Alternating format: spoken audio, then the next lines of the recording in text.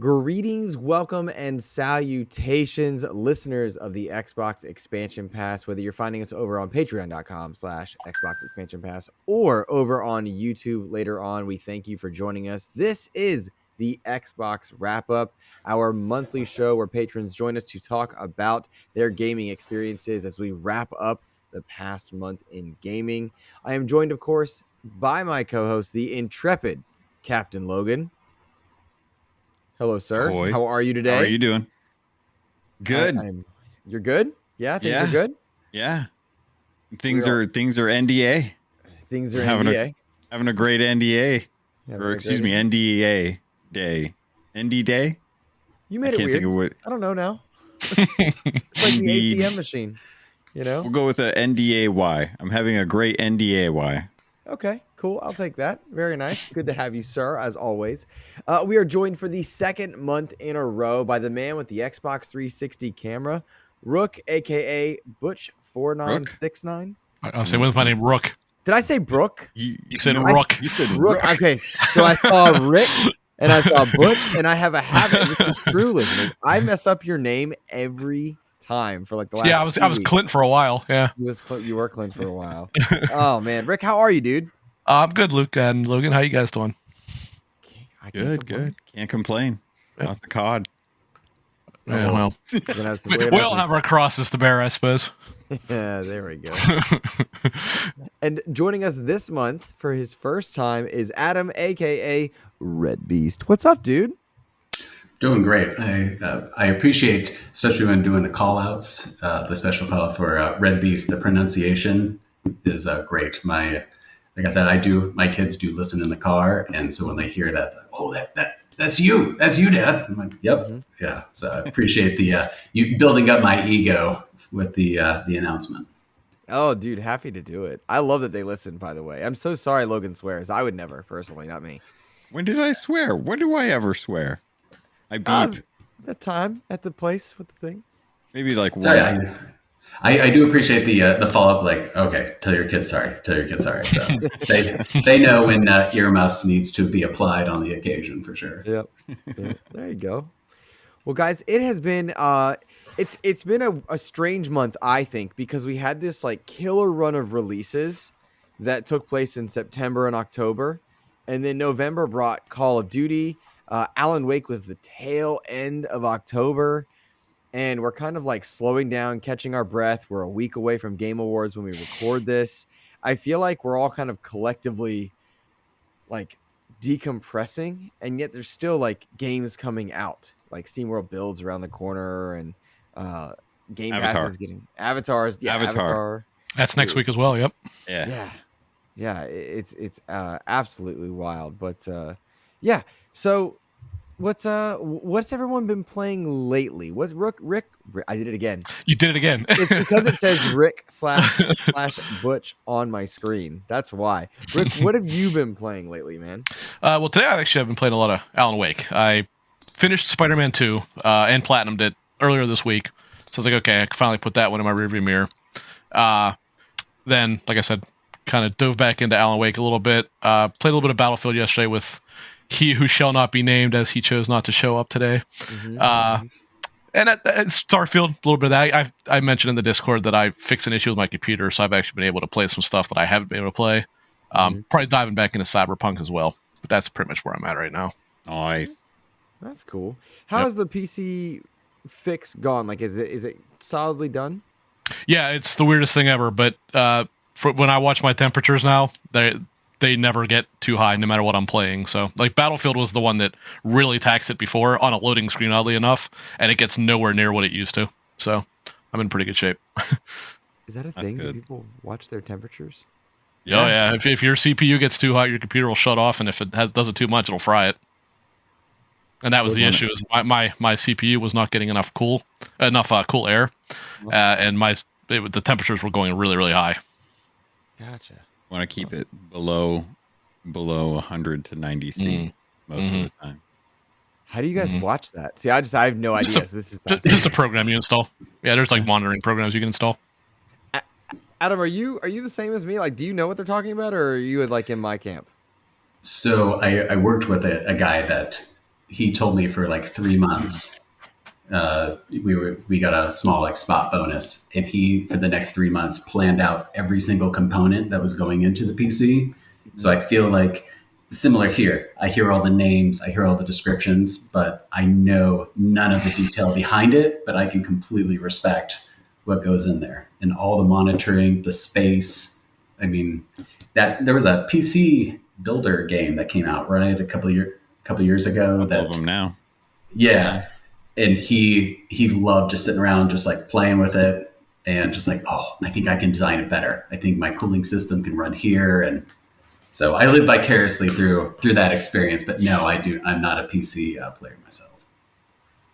Gotcha.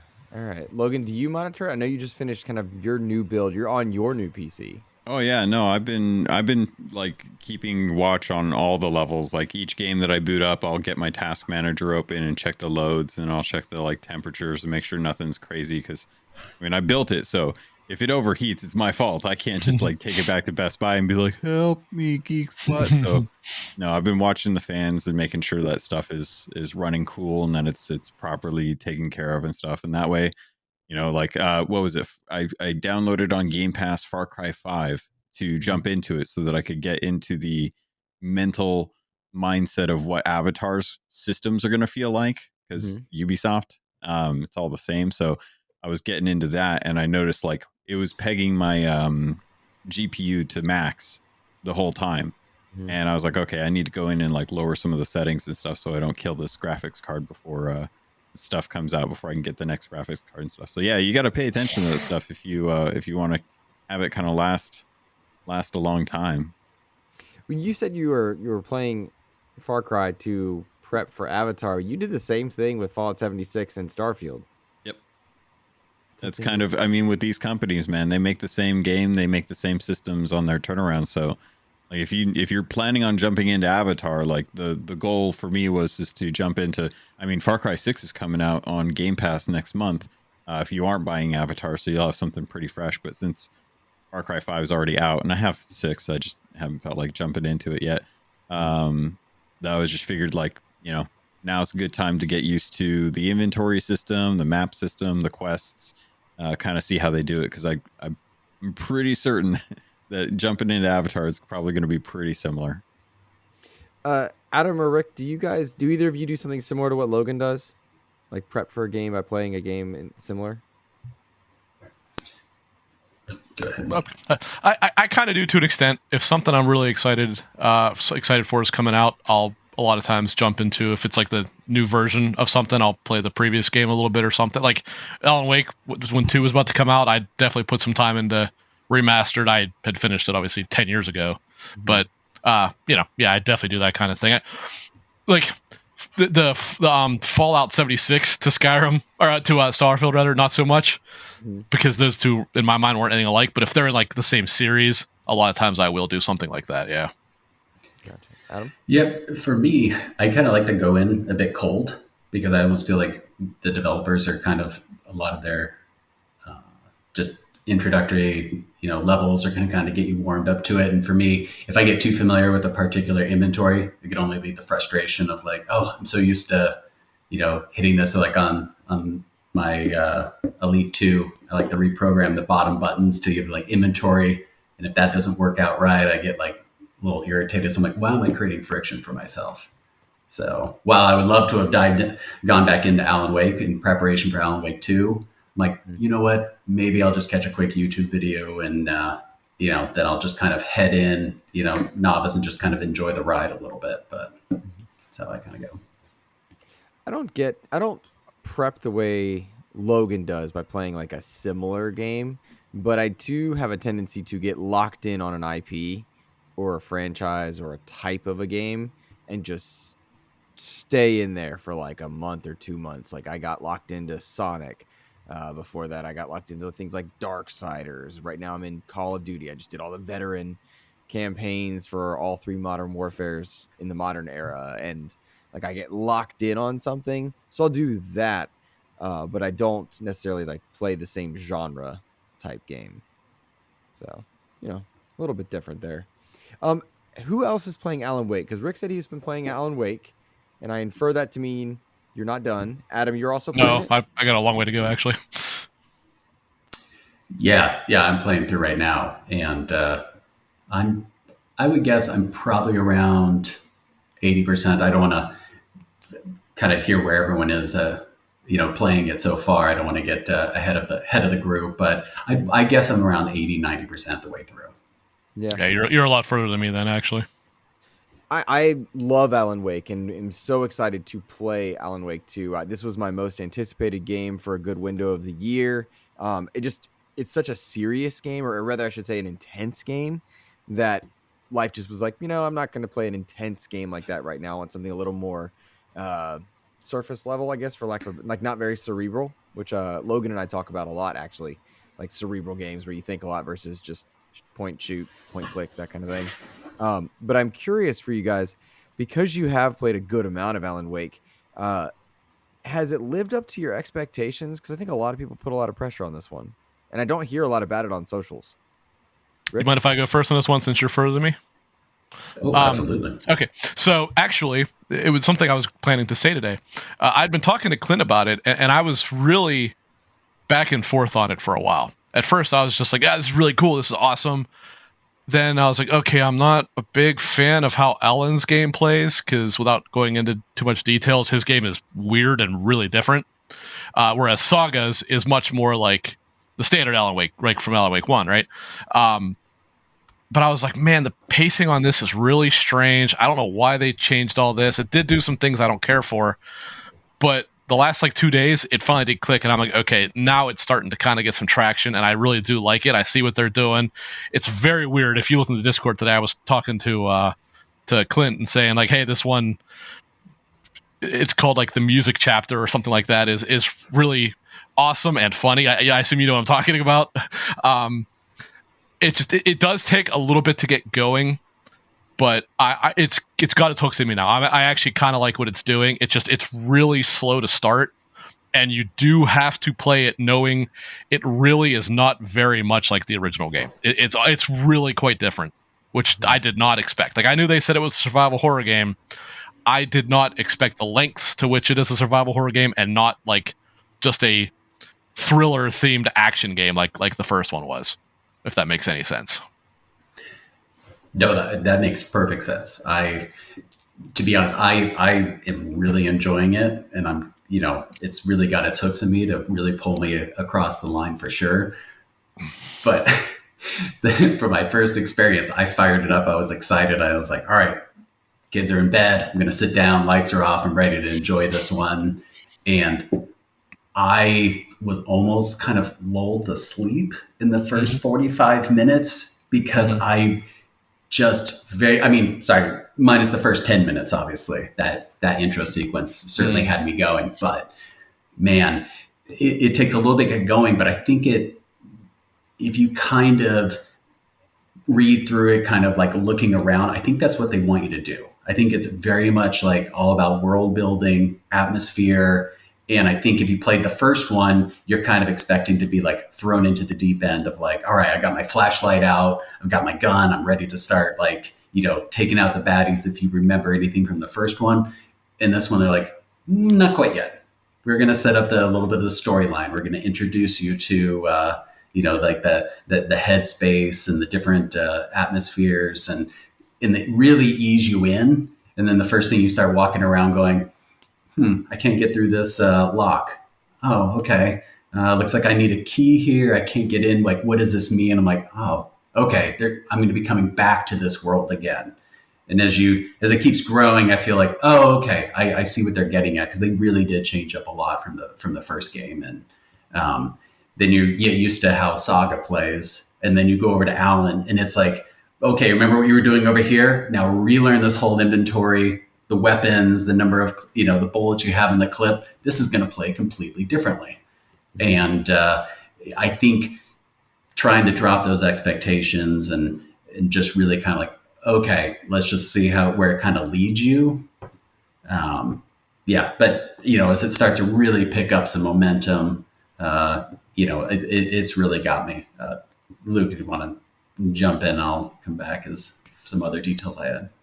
No, I'm interested to hear because I appreciate how non-spoilery we're being because I'm very interested to go back, but I only made it about 45 minutes before I saw the level of attention that I would need to pay in order to like enjoy and get something out of it. And I was like, okay, this needs to be something I am tuned in for and like zoned in on. And that actually made me bounce off for the time being. Like I know I'm going back. I can tell the game's incredible.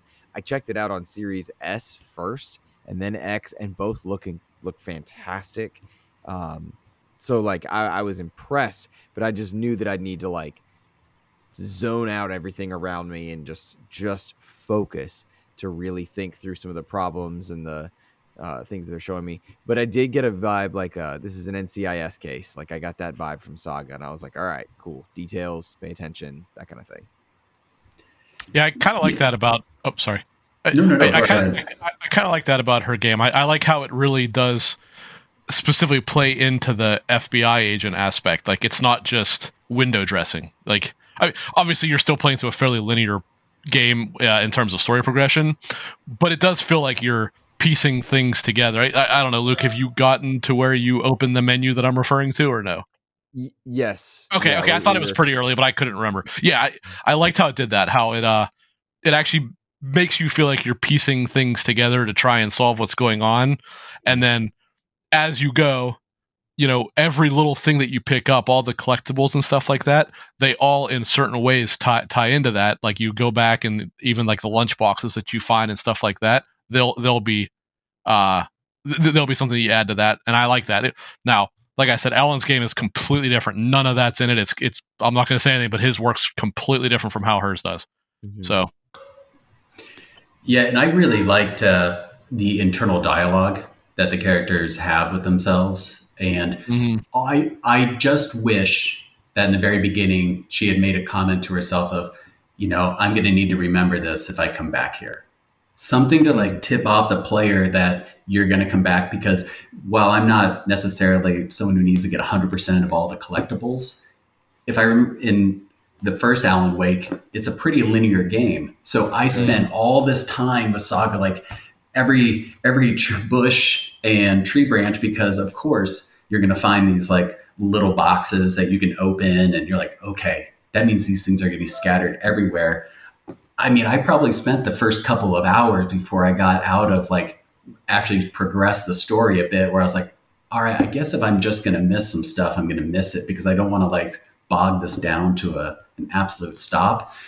But then when you realize, oh, you're going to come back here in the future, you're like, oh, well, let's progress the game. Let's let it play out. And I think of, instead of trying to fight it to how I wanted to play it, I feel like the game is truly directing you if they want you to go this way. They want you to kind of experience this path, and you're like, oh, okay, well, stop fighting it and really take it in, because it is, that's when I feel like it's at its best, is when you're kind of like not, trying to run next to the train, but actually jump on and enjoy it.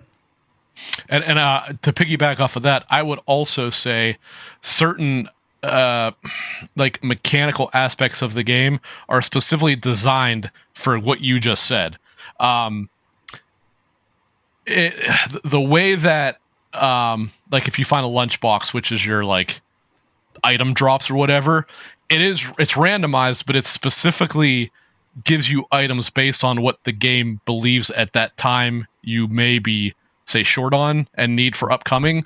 So it's one thing I don't like. I don't think that's a very good design, but it's made specifically to keep you at a relatively low supplies at all times, but keep you, if you find these boxes, to keep you, giving you what you will need for what's upcoming.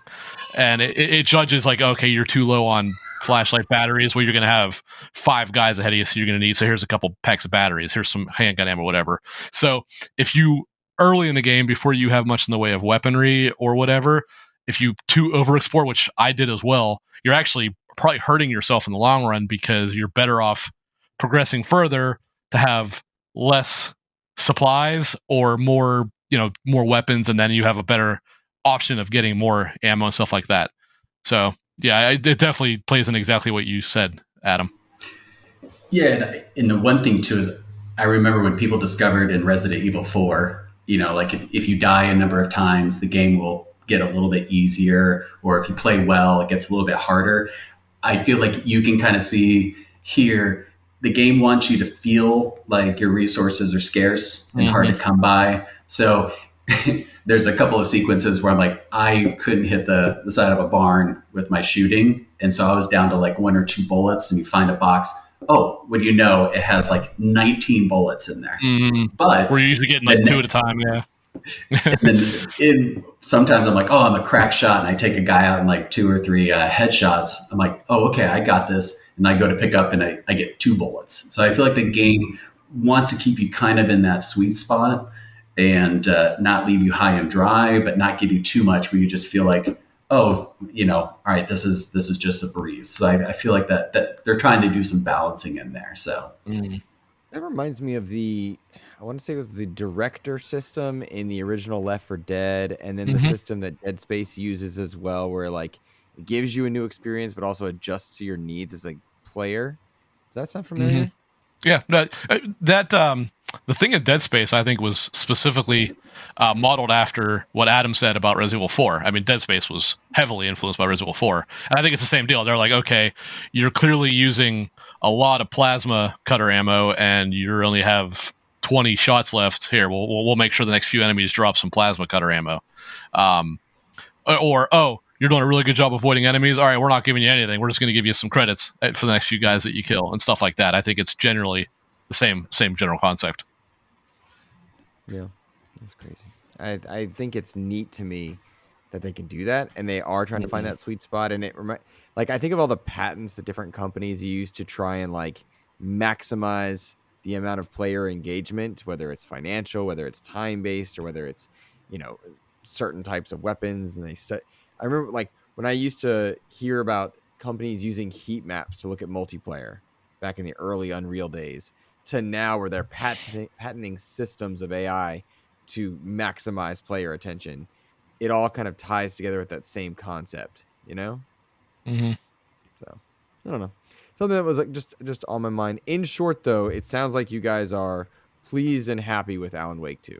It's very creative, and that's something that I think you can say about any Remedy game, whether you like them or don't. They truly are very, very creative, especially in how they use live action video and music. They're the best in the industry at that kind of thing. I think they're just so smart in how they implement it and actually utilize it to differentiate various different things and stuff like that.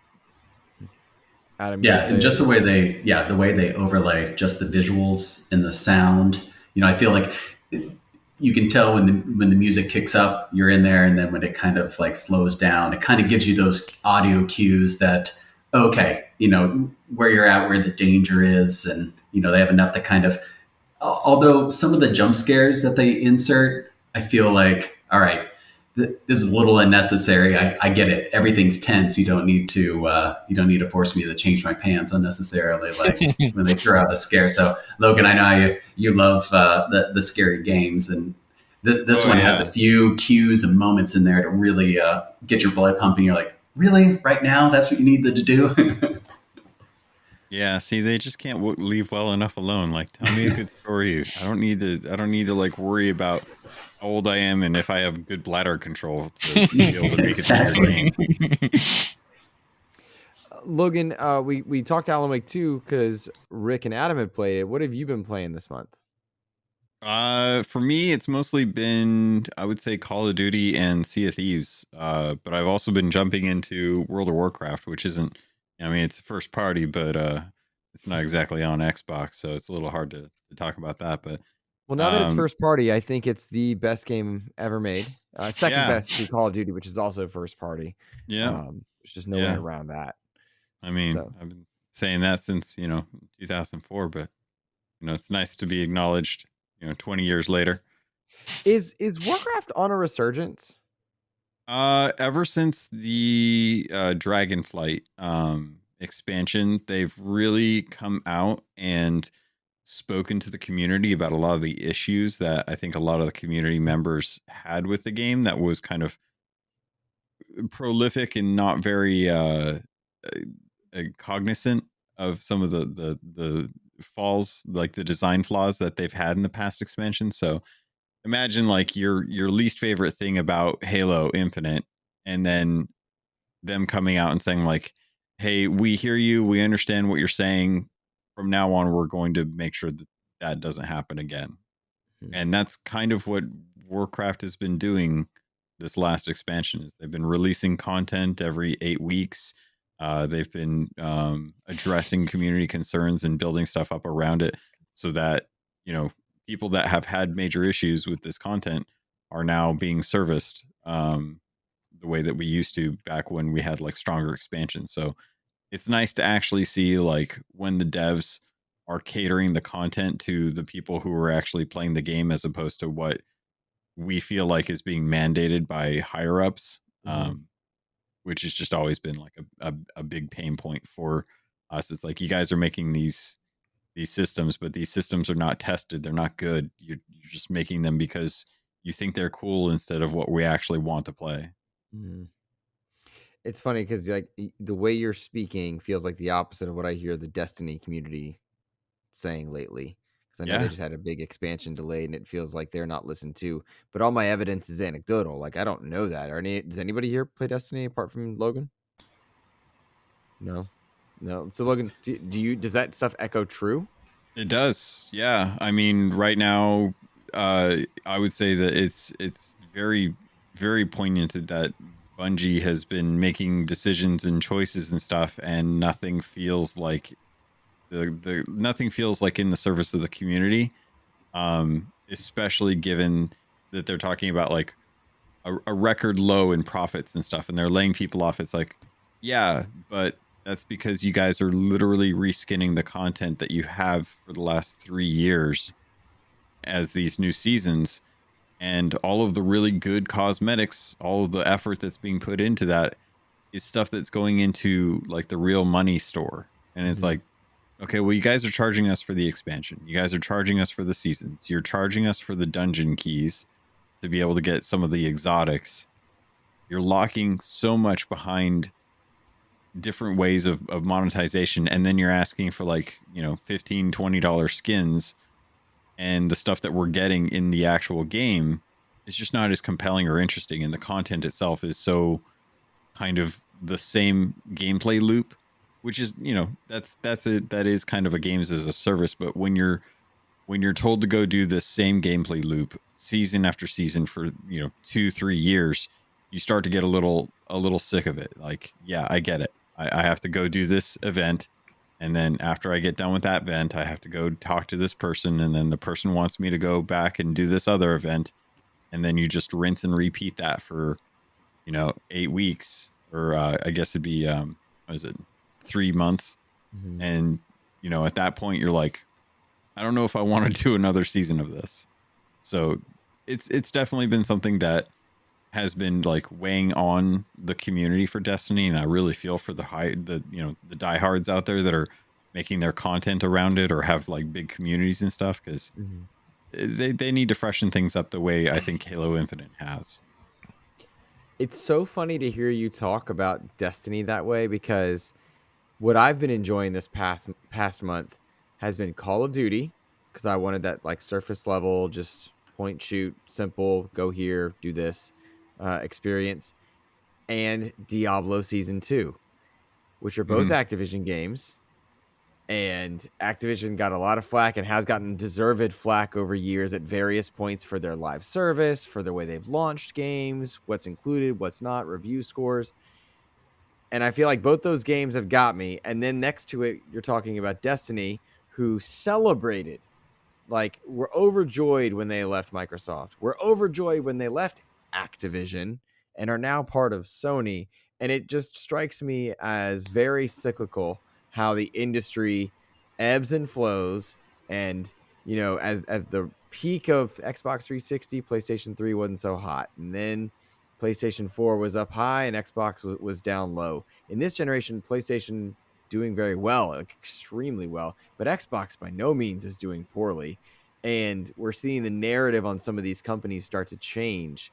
Capcom is crushing it in terms of what it's delivering, whereas it was the devil back in the Resident Evil 6 days. And it's just it's such a cyclical nature of release. Is that am I too far in the weeds? Am I tinfoil hatting? I hope not. No, I think you're spot on. No. I think the thing is that it always comes down to hubris, right? Like there's people who are in charge of projects, and then by the time they get done with the project, everyone realizes like, oh, no one liked this idea, and then they're like, all right, well, how do we shift away from that and go back to something that people want? And you just get those flows. Yeah. It seems to me too that I don't play a lot of the season games just because my schedule can sometimes be unpredictable, and I feel like the FOMO really starts to creep in, so I try to avoid it. But I also wonder how much when a game is, Destiny, when it starts to fly high, almost starts to feel like this panic that, okay, we're doing really well. So what that means is we just need to keep doing what we're doing and don't change anything, and it's just going to keep going up, versus when you start to get pressure from other games or other seasons that, oh, now when they're under pressure, maybe the spotlight isn't on them for being the greatest, then like, oh, you know what? We can really take some risks or try something new in this next season. I don't know. I feel like maybe that kind of like pressure allows, like, maybe that ebb and flow is good. Now, of course, all the tops of the companies are like, well, we don't like that because we want everything just to go up. But I feel like, you really get the best feedback when, you're kind of taking those risks and kind of, moving forward than just kind of guessing that the one way is always going to work. Rick, any I think thoughts a there? lot of it, Sorry. I think a lot of it does come down to, you're only allowed so much time for these seasonal games to get content out. So, having the same design foundation for each season tends to help kind of shore up like, okay, well, we know what we're going to do. Now we just need to figure out like what the story and cosmetics and design is going to look like as far as like the actual aesthetics of it. And sometimes I think it takes a new game to come out that everyone just sits back and plays, and for them to kind of get like some new ideas, some fresh water into the well, to be able to like get an idea of like, okay, well, I really love this about like Baldur's Gate 3. Is there any way that we could bring stuff like that into Destiny 2 to kind of help tell the story, have better interactions instead of like the hollow points or something? I like when games piggyback off one another. That's something I appreciate. I don't mind when I see like Fortnite out there being successful, and then Call of Duty's like, you know what? We can do that with our formula. Let's make Warzone. Or we see skins of a certain nature pop up another. I don't mind when games iterate on one another because I think it makes the gaming industry better 9 times out of 10, unless it's like Yeah. a predatory practice. I really like when they have an idea for a That's my wife, game. everyone. There you go. Patreon exclusive. She pretty. Thank you. That's Mrs. Ghost. She never shows up on camera. Oh, Big deal, guys. It's true. She said ghosts just show up. Yeah. I'm sorry, Logan. What were you saying? I was just gonna say I was just being cheeky because I think I think I like it when they do have like a good idea for a game and they do want to like kind of make it their own thing. So they'll take like, the expected game, whether it be like, like a superhero game, but they'll kind of turn it on its head and make something different out of it and kind of subvert the expectation. You like that or you don't like that? I like that. I like when they don't just kind of come out with the same thing over and over and over again. Because and we've been looking at other games and stuff like that. That sometimes they're piggybacking, but they're piggybacking too much. And I kind of like it when they have like an idea and they kind of roll with it. Like I think Immortals Phoenix Rising was a good game. Yep. I think it piggybacked a little too heavily with Legend of Zelda Breath of the Wild. And I think that's just because it didn't come out there. But then you look at like Hogwarts Legacy. I think they piggybacked a lot off of like Breath of the Wild, but they kind of did it in their own way that kind of alleviated that like, oh, this is just Breath of the Wild. Like it is Breath of the Wild, but it's so formed naturally in its own universe that it didn't really feel like Breath of the Wild. Like you could see where the influence was, but it didn't feel like you were just playing Breath of the Wild like, oh, I'm gonna climb everything. It's like, well, no, we're gonna give you a broom, you fly everywhere. But we're gonna have a lot of the same kind of like little dungeons and stuff. Sorry. Oh, no. And for me, I didn't have a Switch to play Breath of the Wild when it came out, and I was planning to get it at some point, with my little ones when they grew up a little bit. But I played Phoenix Rising, and I thought it was great. But I didn't have that other comparison, So to be able to enjoy it all the way through, sure, okay, maybe it was copying, a lot of the elements, but to me, I felt like, okay, I didn't have that point of comparison, but I felt it was, where they were still telling a story, adding creativity to it. And, everything that they were doing wasn't like, hey, Breath of the Wild did this, we need to shoehorn this in. Instead, they, had their own ways to tie it into the overall narrative. And that I really appreciated. So yeah, I always think when people make comments of, well, this is just a ripoff of this game. This is just a ripoff.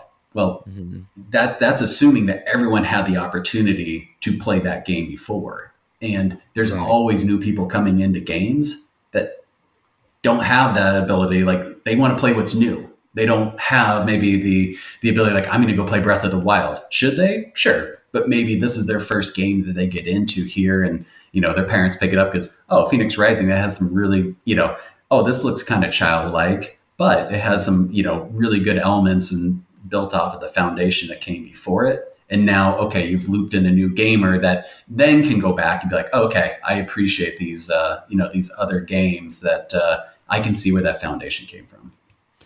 I think that happens a lot more than we realize as well. It was, I'm going to bring up Darksiders in another conversation in a bit, but like it was Darksiders 3 that let me think to myself, maybe I can handle a Souls formula, but I wasn't ready. And then it was Jedi Fallen Order that I was able to handle comfortably because of Darksiders 3. And that led me eventually to be able to handle Lords of the Fallen and Elden Ring just fine. And it takes a game that gets you in. And why would I enter in with Darksiders 3? Don't know. It just caught me.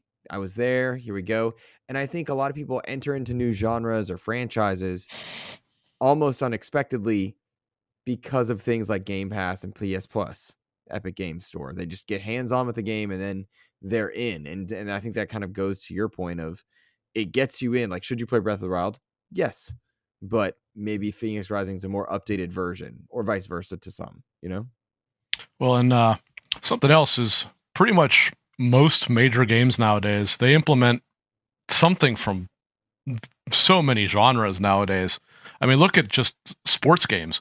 Sports games have RPG elements in them now, right? Like when you're working on your character or whatever, playing be a pro or whatever in NHL or Madden or whatever, and you're leveling up the character by playing them and increasing stats and stuff like that. I mean, that obviously never used to be a thing, but someone who's just a real casual gamer and just plays Madden can play that and be like, oh, hey, I like this idea of, taking this guy and making him better. So someone's like, okay, we'll try Final Fantasy. That's an RPG that's simple. He likes that. Then you go, okay, now try Baldur's Gate. That's a pretty hardcore RPG. It just kind of the progression of things, and the industry is always better when people are borrowing what's good from something and iterating on it and improving it and then spreading it around. I've always had that idea. Like just like you guys said, I've never liked the idea of, well, that's just a such and such clone. If it's a straight up rip off, then yeah, that's a problem.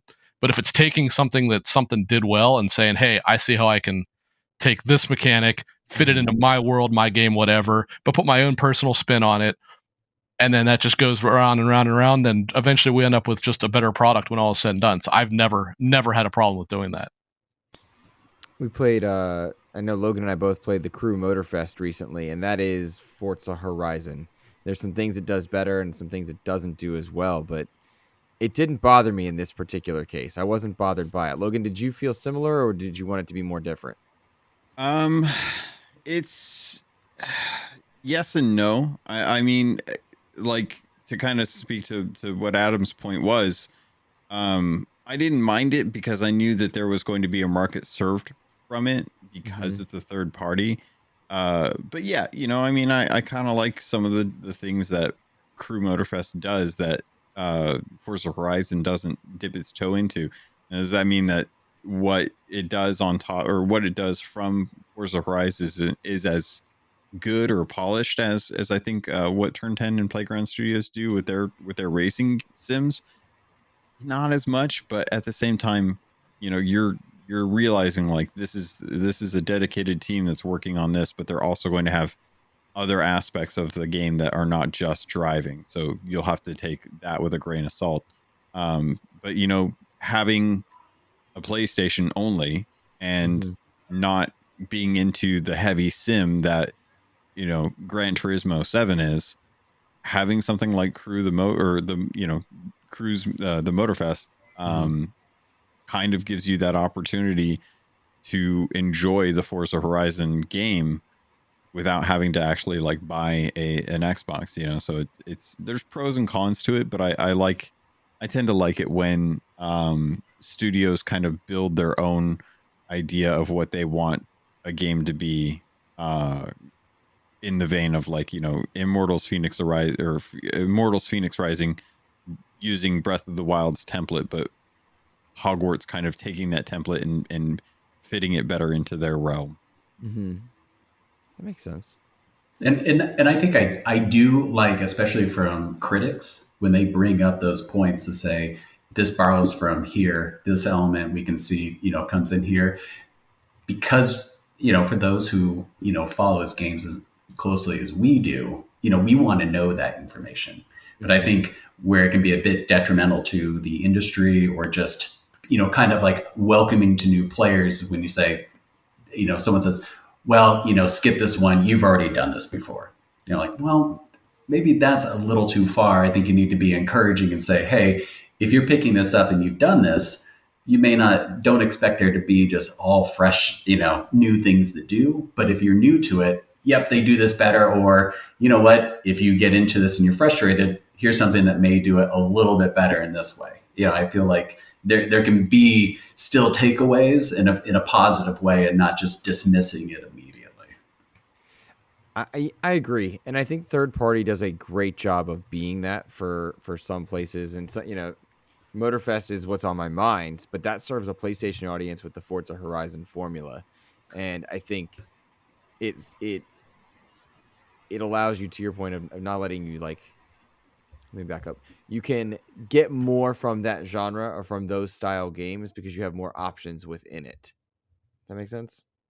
So I think it's a real I love the idea that you can make reference to other games, but I do think that there's a level where you want to explain like what it is exactly that they're pulling from that game. Because I think one of the nice things about being able to like reference other games and say like, hey, this is a card-based roguelike, similar to I just blanked on the game that was really popular. Magic the Gathering? No, it was that Slay the Spire, maybe? Slay the Spire. Slay the Spire. See, you guys know what I'm talking about. But yeah, that, like, you can say a game is a like Slay the Spire and understand kind of what it's from. And one of the things is that kind of informs the audience too, of like, this is the type of game that it's going to be. So if you like it, you're probably going to enjoy this as well too. Or it kind of says like, hey, this may not be the game for you. But additionally, if you go into that and say like, if you pick this game up and you like it, and everyone's talking about how Slay the Spire is a good inspiration from it, and you never played Slay the Spire, that's also kind of a nice way to kind of like find out what other games are in that genre that you may have missed. I think I often do the thing where I'll say, I'll go to Google and I'll say, hey, 10 games like X game or Y game. Do you guys ever do that? Didn't know that was a feature. Yeah, like you can just go and say, hey, I like Immortals Phoenix Rising. What games are like it? You know, I want more of that formula. And you can find games that are similar. And storefronts do this too. You liked this, maybe you'll like that. Yeah, I see that a lot more. So, in fact, that's how I shop Amazon. Yeah, sadly same. I always like when a game description is like, you like action adventure.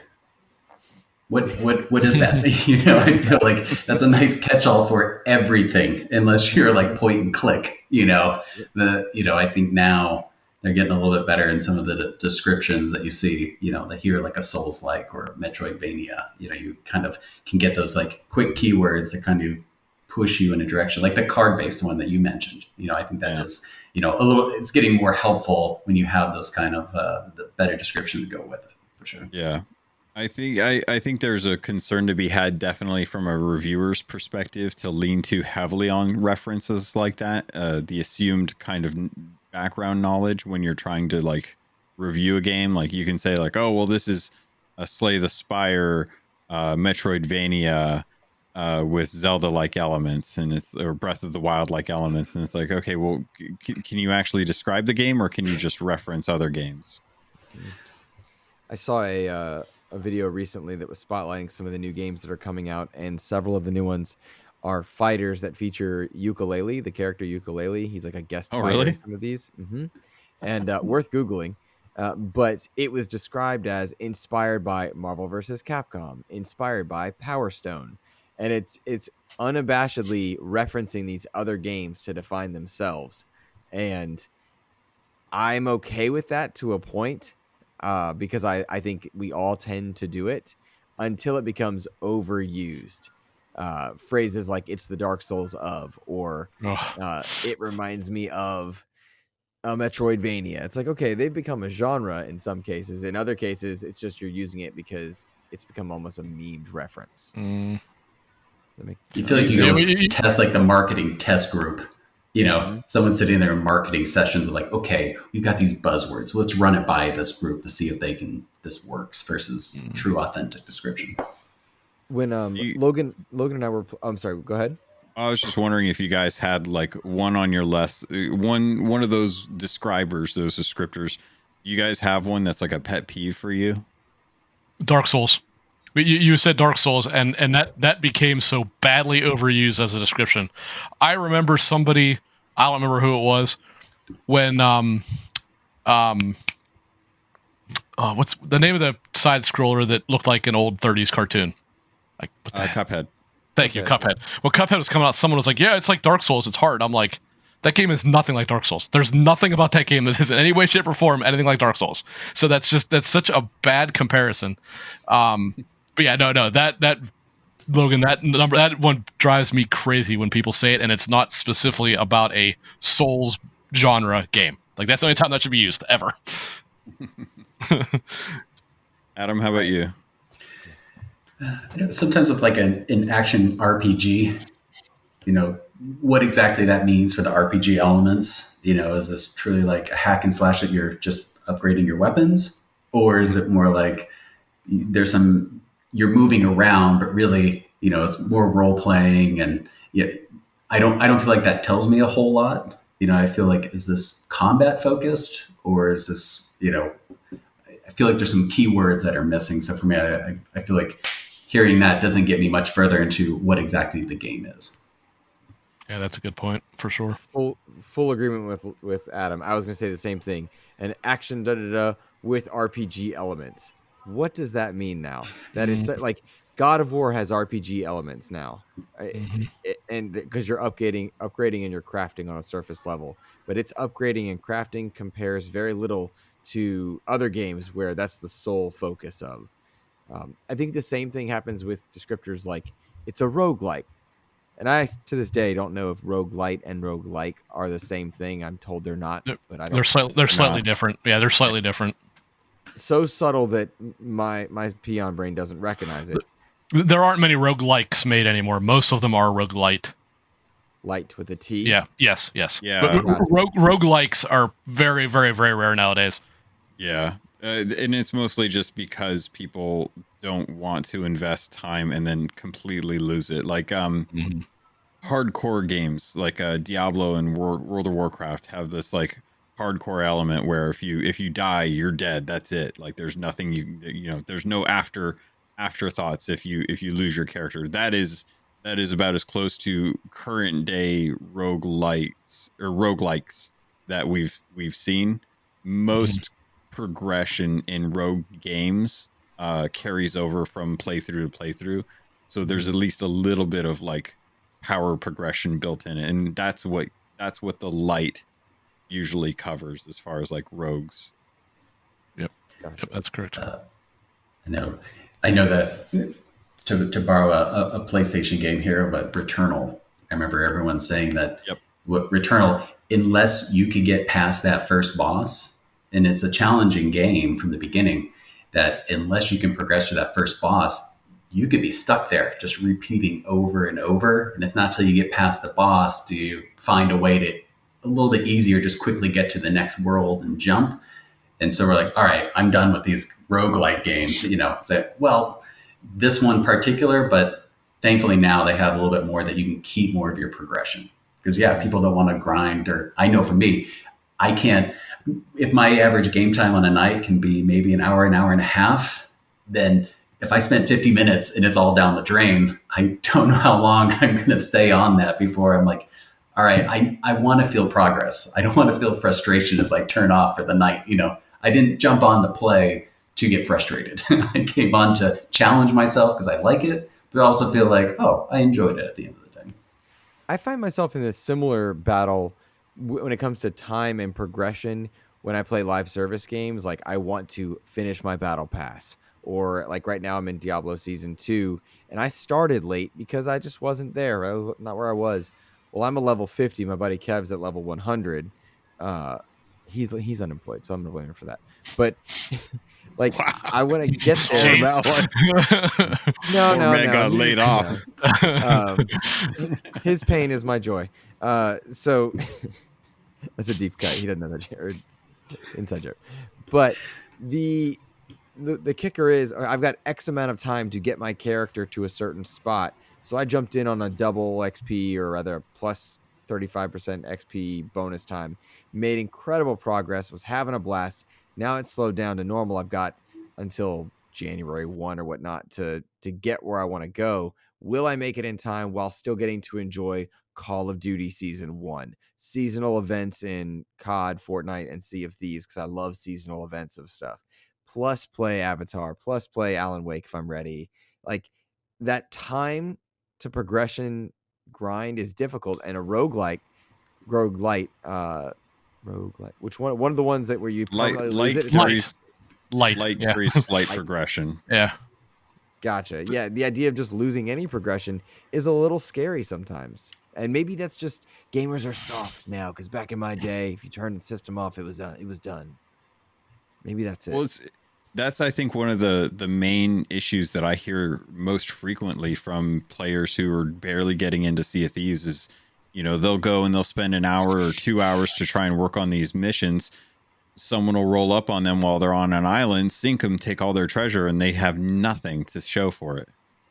And that's the kind of mentality that you have to go into Sea of Thieves with. And if you're not prepared for that, if you're not prepared to lose everything on a whim, you're not going to really enjoy that game. And that's one of the challenges that game. Like, you can go out and sink someone and get a whole bunch of treasure that you didn't work for at all. Mm-hmm. But the opposite is the most common case when it comes to newer players, that if you aren't okay with that kind of a roguelite aspect to a game, you're going to bounce off of it real quick, even if it's a really good game.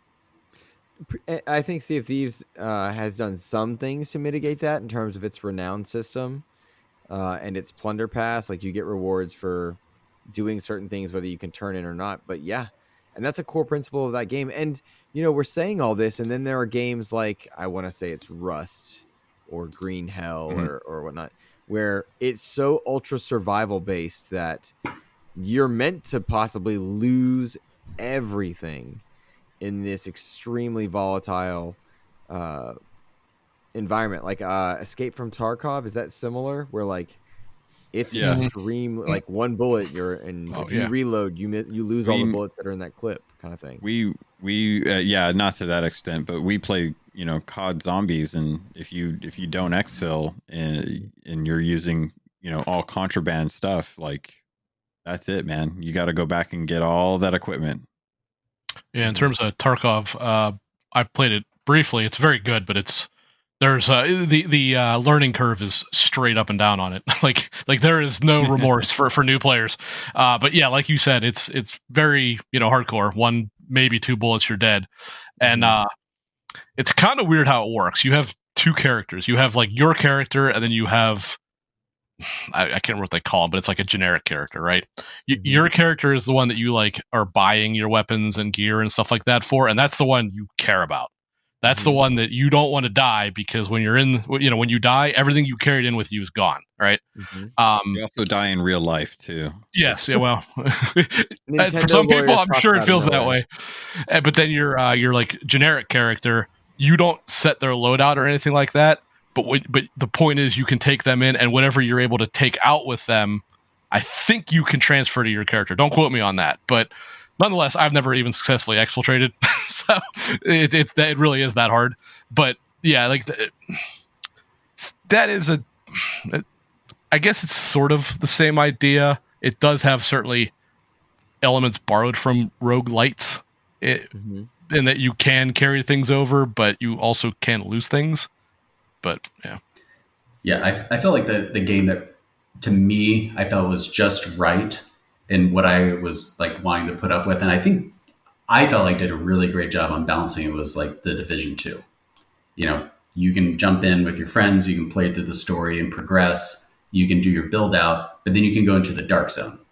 You know, and once you're in the dark zone, you can try to loot, take down certain things, and then you're almost kind of pressing your luck before, then you try to extract it out through the helicopter you try to hold down. And I mean, it certainly is exciting, but you can choose your level of engagement, and if you want to go back in without the PvP element, you can go back to PvE. It's great. And if you're like, all right, okay, I'm feeling bold, I'm going in here. And then some people, it's a whole different loadout, but I felt like that game kind of straddled both game types pretty well. That you can go and risk it if you want, and if you can also avoid it altogether. I think Modern Warfare 3, with its new zombie mode, has iterated on some of the ideas you guys have talked about with the exfil, with the idea that you can almost choose your difficulty by how far in you go, what resources you get to take with you, what you might lose if you don't go in. And then, Adam, to your point, like Diablo does a good thing with PvP and PvE. Like you have an entire PvE experience, but you can go to a certain spot with PvP and have that experience there also, but it's not required upon you to enjoy the game. Logan, are you laughing at me? Yeah, because he brought up Division and you brought up Diablo, but it's exactly the same design. That's what I'm saying. That was my point. Okay. It is the same. Like they iterate on one another and they take from each other, and that's, to me, that's an example of a good thing, because Division players are getting that kind of experience with that kind of choice. Diablo players are getting that as well, and I think it works fantastically in those cases. They also have Diablo, now that I think about it, they have that combined element of roguelite and roguelike design implementations, where you can have a hardcore character where you just lose everything. But if you don't, then you can at least if you go and do those kind of like dark zones or like the PvP zones in Diablo, you can still like get your gear out and whatnot. You don't lose everything. I think it's funny to me because a lot of games now don't want to lose the player, and so they build their game as a platform, and they give you a PvE experience or a PvP experience or a PvPvE or a wave base. Like in Halo Infinite, when that launched, it had multiplayer, it had campaign. The only thing missing was a group PvE. We know firefights on the way. Finally, Halo Infinite's on its feet. Diablo has its PvP or PvE experiences. You play by yourself, play with multiple people. COD has zombies, it has Warzone, it has single player campaign, it has multiplayer competitive. Games now will build a set of rules for you to play in, and they don't want to lose you, so they give you options with which to do different things with those rules. Yes. Yeah, I would agree. Yeah. And I think that's important to kind of do, so that if you're planning on like it's why I think Sea of Thieves is introducing Safer Seas, which is a PvE mode for one crew. I think that they realize like you need to have a way to address multiple demographics when it comes to your game, so that you can actually make sure that you're retaining a large number of player bases and not just alienating everyone because you want to have a very niche game, and I think that's something that games like Dark Souls or I think Elden Ring is moving away from it. But a lot of FromSoft content tends to alienate a lot of people based on the difficulty of their game, and they refuse to do like a dedicated like easy mode or hard mode or medium mode as a result. But now they're kind of like opening themselves up to more like, okay, how can we let players kind of play the game, and it's still going to be as difficult regardless of who it is. But if you spend enough time doing low level grinding, then you can at least kind of power your level up enough to be able to handle some of those harder difficulties. Next to all of this, I realize we've been talking about multiplayer based games, whether it's competitive, whatnot, that might have single player elements. But when you look at like the Game Award nominees or the discussions around a number of different Game of the Year quality or caliber games, it's single player experiences. That irony is not lost on me. Yeah. It's funny how people go back to the experiences that they had as opposed to the stuff that they play in between when it comes to Game of the Year. And I think that's kind of a fault on the fact that games as a service is just so prolific now, that we don't really have a good way to kind of metric out, well, okay, did No Man's Sky deserve another nomination this year, or was there another game that maybe served their community better with their live service game that no one's playing except for like the diehards or something? True.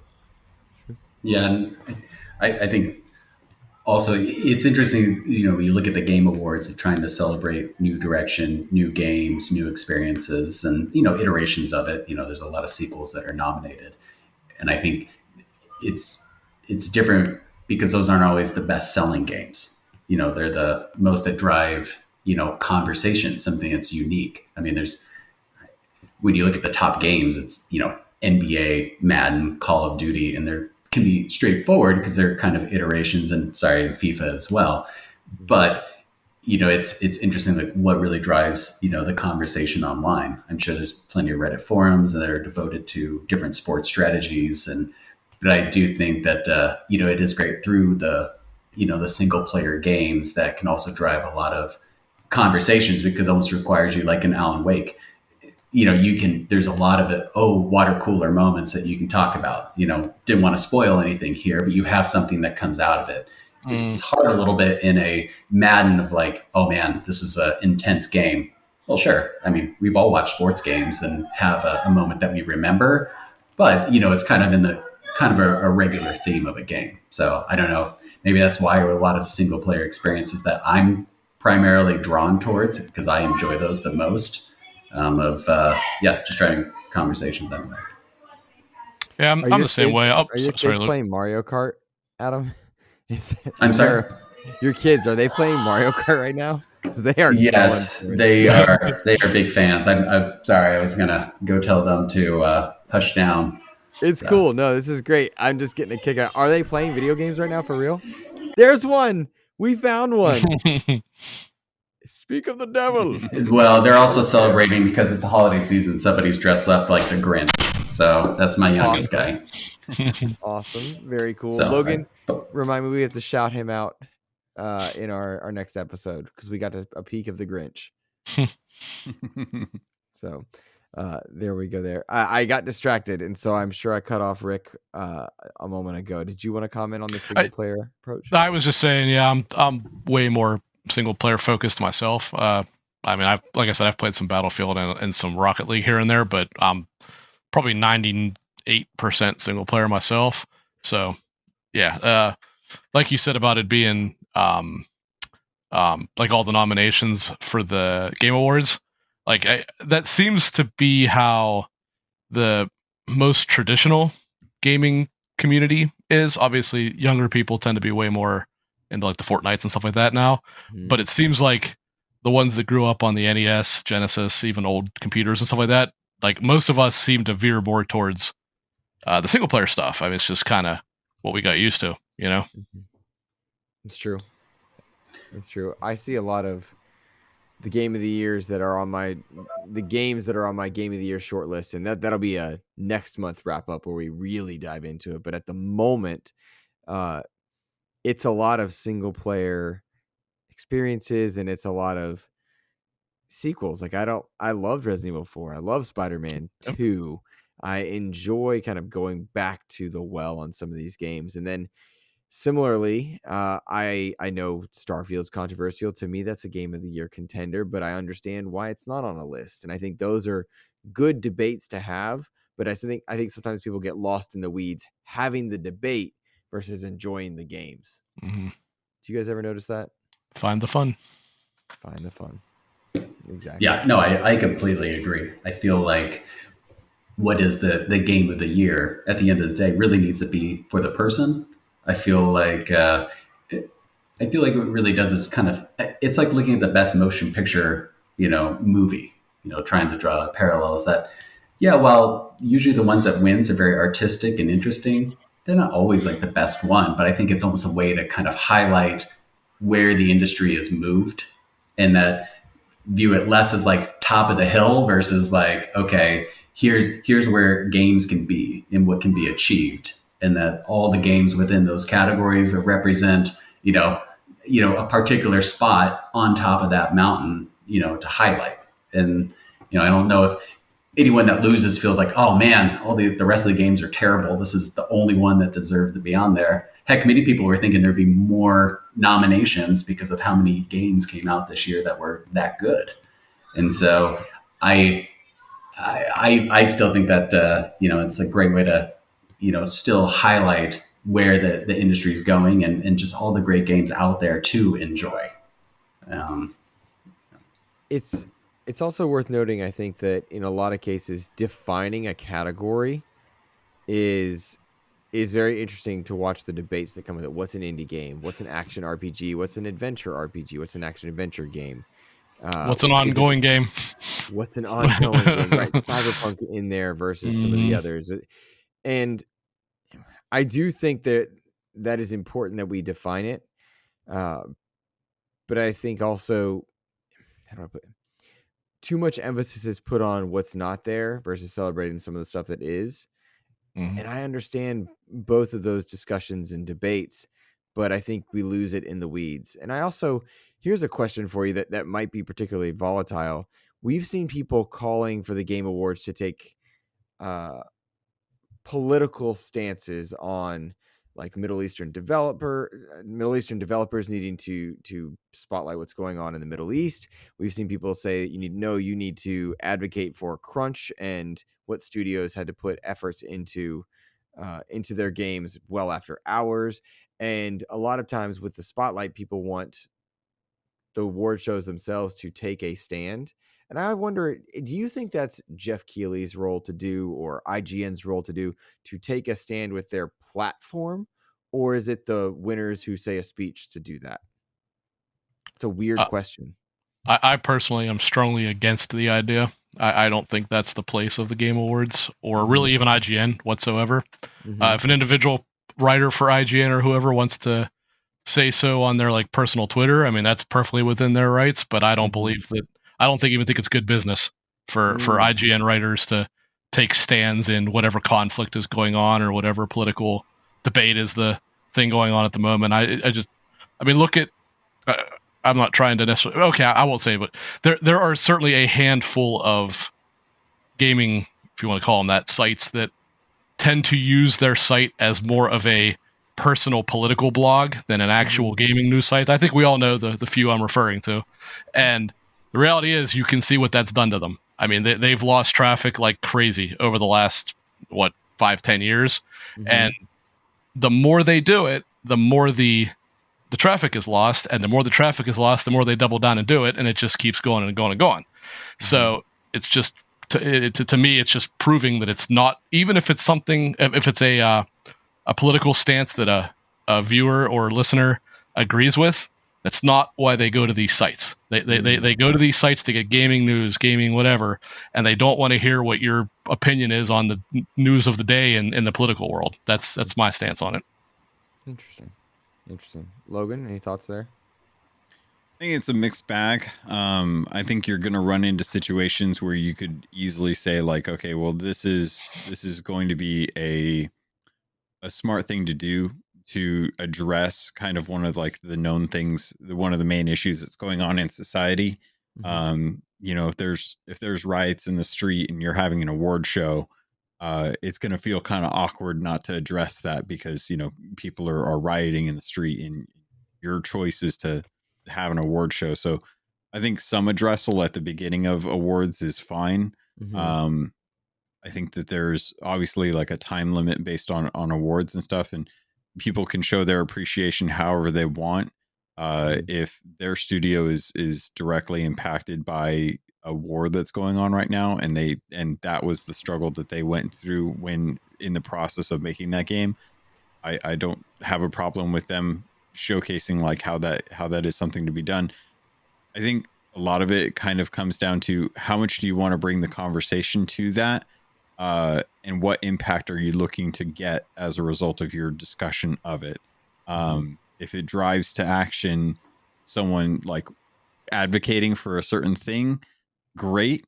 But do I think that people should be like going and taking paint and painting over the screens of a fighting competition with oil because the sponsors of the event are tied to a company that is, you know, having issues with, or, you know, there's debates and political issues going on around like the oil industry and stuff, and you know, there's nuance to it that needs to be had in context that obviously serves to help kind of decide like what's good and what's bad with those kind of things.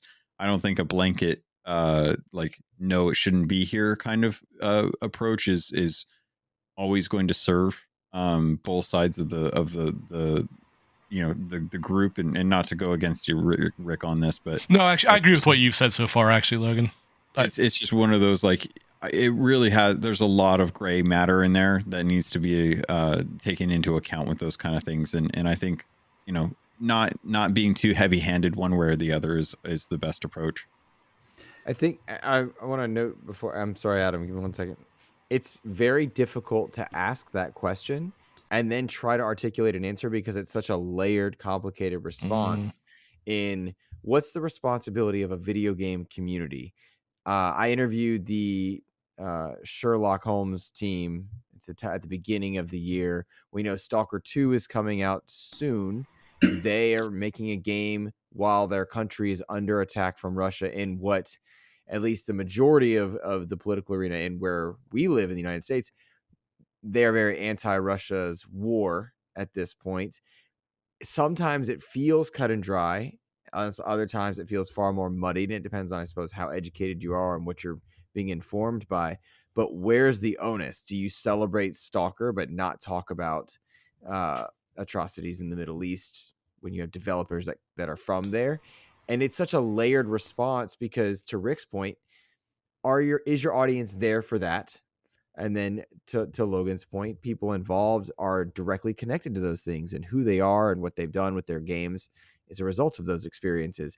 And so it's never a catch-all answer, and it's such a layered, strange thing that I know when I ask it, it's this weird, like, do I say, do I not? How do I feel? Wherever you are in any of those answers, it's definitely tough, I think. Yeah. Adam, did you want to comment? I didn't give you a chance to answer. I always think, like, when, you know, what the purpose of the video game awards is to, you know, I think a lot of things at the end of the day, step back and be like, I think a lot of things need to be in service of the games and the games themselves, of what's being played. And, you know, I think, for example, I think I heard for Stalker 2, you know, they're hoping within the game to kind of highlight certain elements of what it's like to live, you know, and kind of the mentality that, you know, that the people that are developing what they're living in, they want to put it into the game.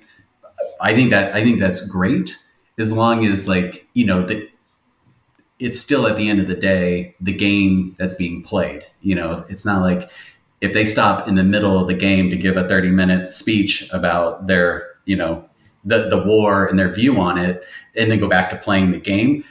I don't know if we need to highlight that within the awards. You know, I think you still need to look at, okay, is this a game that is enjoyable? Is this something that, you know, people enjoy and they vote for it?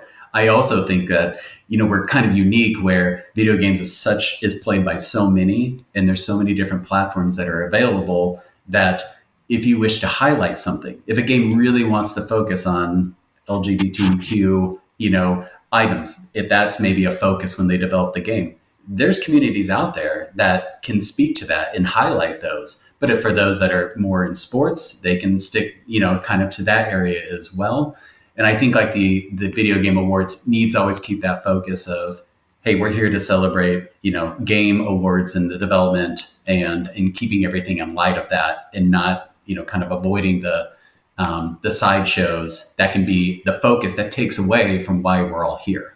You never want the whole spotlight to be like the game awards where that, the idiot ran on stage.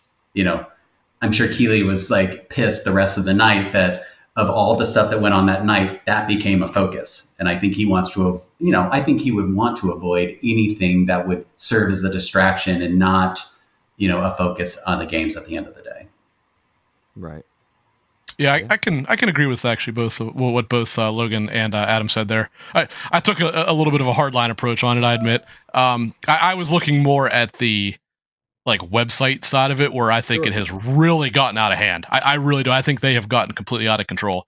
But I do agree with what you guys said. With, let's say for the sake of argument that Stalker 2 came out this year and they were up there for some kind of award. Yeah, I think it'd be fair for them to say like, hey, this was really difficult to make. That would completely be within line, I think. I know it's not even up for anything, but there's that, I forget the name of it. There's that free game that came out this year that was actually about the Holocaust. It was on PlayStation. I forget the name of it, but if that were to have won something, obviously that by its very nature is political and about world events. That would be valid to make some kind of statement about that. I just mean I was more referring to when things are being. That's it. Yes, that's it. Thank you. I was more referring to when websites and stuff like that are making the statement where it really has no place to be whatsoever. And that, I think that really has become a big issue amongst the media in this industry. But I definitely agree that there is a place for it depending on the circumstances, for sure. I've seen a lot of media transition away from journalism and into influencer territory. Mm-hmm. I don't know if I see you two nodding. Logan, you have been a bit quiet on that one. Do you notice that same thing? Yeah, I do. It's definitely and we've talked in private about some of the examples and stuff that we don't need to necessarily bring up, but it's definitely one of those situations where and kind of to talk to Rick's example there, when the narrative becomes more about the political message you're trying to make with your review and you're not serving the actual review itself, I think that's when it's a detriment to the website to be focusing so heavily on something that is not servicing its original intent. And it does feel like kind of the nature of how a lot of that kind of media is being served to us now is kind of directed towards the fact that everything is revenue based, everything is click based. So if you're trying to get attention, then unfortunately, whether it be through more political statements and kind of or even just kind of like focusing on the negative, you're going to be getting more attention that way than you would if you were actually doing like a proper journalistic approach to talking about games in the industry. Sure, that's fair. Well, we certainly took a turn in that's on me just because I found it interesting and I wanted to hear thoughts. Are there topics that we want to talk about that bring you back to what you've been playing, or things that you wanted to ask each other, Logan and I, or anything that we've not touched on? Is anyone? Sea of Thieves is coming out with a community weekend this upcoming weekend, and it was interesting to kind of see the community, both positive and negative, kind of address the fact that one of the free flags that's going to be available as a result of the community weekend, which you don't have to participate in, you don't need to participate in it, but if you do, they give you a flag, and the flag itself is designed to celebrate through the color scheme the trans awareness for December. And it was interesting to see some of the community both celebrate and kind of have a ruckus about it, and whether or not that's a place. So to kind of get into the conversation that we were just talking about, where do you think the studios place is when it comes to this. We were talking about the journalistic aspect of, you know, political discussions and stuff like that. Should studios feel free to speak their mind about that kind of thing? Like, should they be able to make whatever they want and put in whatever political messages they have in their content? That's a complicated one. Yeah. Sorry. Go ahead, Luke. Well, I'll say one of the things I like in Call of Duty is that when you're killed, it shows you a kill cam, and that kill cam displays, you know, what happened for how you got beat by the other player, but also it splashes up that player's like calling card or display card, their emblem, things they've chosen to represent themselves. And you see any number of things. Mine's all Spawn decked out, right? With stuff from Spawn, because I dig superheroes and I think Spawn's awesome. I get killed by people with really cool COD stuff from their betas, flags from different countries, and flags that note LGBTQ plus or certain like racial supports or whatnot. And I think that is great and important because it has nothing to do with the player that got me or didn't get me or I get myself, but it allows the player to represent something about themselves or showcase something, choose to show something about themselves. And it gives me insight to the people I'm playing with. And I don't think that's a bad thing at all. I think it's a chance for those people to show off an aspect of their personality or something they're interested in. And it does no harm to me because I'm playing a video game. But I love that I get to show off my favorite Spawn emblems and calling cards because I love Spawn. That's cool for me, right? If it wasn't that, I'd have some animated cool thing for how I play or a ghost type element. I think that's neat. So I don't mind when I see a trans flag or a pride flag of some kind or a country's flag pop up there. If anything, when it's country stuff, I get very competitive. If a Canadian flag person beats me, I'm like, oh, not the Canadians. Here I am. Right. Like, I'm like, all right, let's go. And I just like silly, but also I like seeing that those people can represent themselves. And I like being able to be represented in a way that I choose. America. I was taking a different stance on it. I was going to look more at like the single player side, like games, single player games. And I was going to say, if it's something that makes sense, then sure, I think it's fine. A case in point, when you play Miles Morales or Spider-Man 2, makes perfect sense that when you're in Harlem or in his house or whatever, you would see like Black Lives Matter stuff. Makes sense, right? Because it's his world. But I can't think of any exact examples off my head. But when you get something where it's just shoehorned in there, I think it does more damage than good myself because everyone just kind of rolls their eyes when that happens. When it feels inorganic. Exactly. Yeah, exactly. Like when it's just like, oh, hey, here's 10 LGBTQ characters compared to one non. It's like, okay, that's not realistic. That just feels shoehorned in. That in my opinion, if I was part of the LGBT community, I wouldn't even like that. I would be like, that doesn't feel natural at all. So it doesn't feel like it's representative. It feels like it's just checking off check boxes. And when you're doing that, I don't think you're accomplishing much. And I was going to specifically pick out someone who I think does it very, very, very wrong, and that is Bungie. I think Bungie as a company deciding that the company has political stances on things is the absolute worst possible way to go about it. I don't care what the opinion is. A company doesn't have a political stance. The people that work for it do, not the company itself. And I think they can be very heavy-handed in what they do and say. And if you disagree with them, whether it's something that you really shouldn't disagree or something that it's reasonable to disagree, they tend to try to shut you down. And I think that's the absolute worst possible approach to take about it. So I'm not familiar enough with that aspect. Adam, did you want to say? Oh no, go ahead. I don't have enough to say on it because I don't quite know what he's alluding to, just because I'm unfamiliar with the situation. Well, I can kind of help speak to this. I think that with Bungie, there are most definitely like content creators who try to be more neutral about things, and Bungie has no problem stating their opinions on, you know, how they feel about like Black Lives Matter situations or transgender situations, pride situations, a different kind of mental awarenesses, things like that. And as a result, what happens is that they tend to alienate certain people who may not align specifically with those choices. And what that tends to do is cause a little bit of strife or kind of witch hunts in the community. Like people start like calling out other content creators because they aren't in support of those things. If Bungie supports it, then how can you be against it? And it doesn't really address the fact that there are always going to be outliers in any situation, especially within a company that may not necessarily agree with all of the political choices that the company may make, but that their voice is not addressed in these blanket statements that the company will come out and make, because the communities team is the one that tends to make those choices when they're kind of showcasing those comments on social media.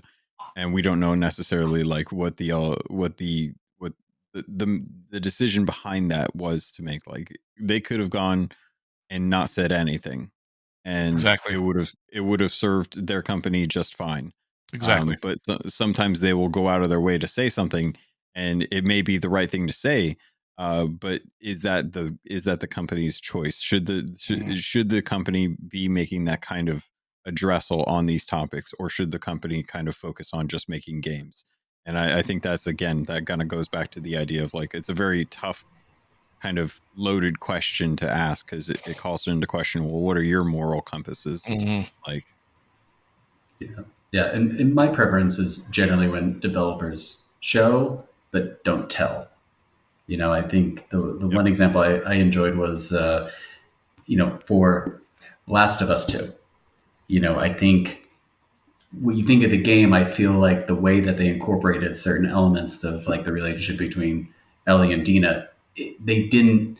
It would have been different if at the end you got all these X posts or anything of like, hey, did you see what we did here? Did you see what we did? And instead it's just there, just like the Black Lives Matter within Miles Morales.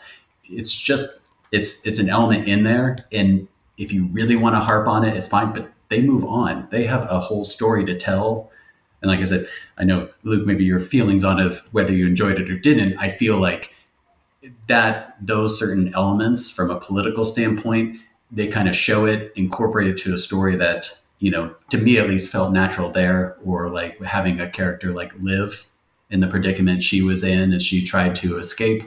It was incorporated in such a way where to me the developer didn't stop you like, hey, let me explain to you this whole thing. And instead, what, you as the player, if you want to engage and you're curious about it, fine. But if not, you can move forward with the story and get to the end. And that's what I appreciate from, when the developers approach it from that standpoint, because, there's developers out there that may be the way that they view the world. So asking them to kind of shoehorn to fit a certain way of like, oh, you know what, we really need to make this character this. I'd much rather I think you can tell when something's been shoehorned in to fit like, hey, we have a quota versus, this feels right for the progression of the story to get to where they want to go.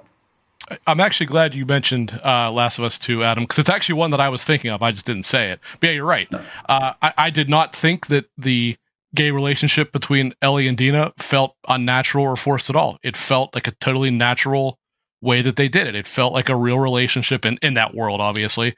And then you mentioned Lev, who, spoilers for a few-year-old game, but there is a transgender character, but it's not like oh, hey, look, we have a trans character. Look, this is all this is. But it actually, it was a part of that character's story because of the background that they are in and being forced to, like you said, leave the Seraphite order and like, or whatever you want to call them.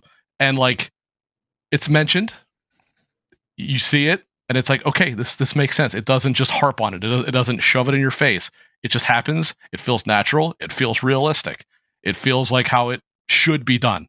And you also obviously have Judaism represented with Dina being Jewish, and early in the game you go into a synagogue, and again, not shoved in your face, but it's like they go, oh well, hey, how did you do this when this happened and all this stuff, and it felt realistic. It felt like how you would imagine a conversation like that actually happening, or this world to be going on. And so it's like, this was how you do it. This is how you have representation that makes someone feel like they're a part of a world.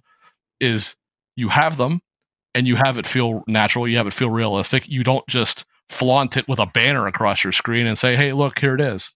Yeah, and I think Logan, you hit the nail on the head about it. It's really sometimes what you bring into the game, your own kind of background and thought on something that's really going to influence how you receive, each game.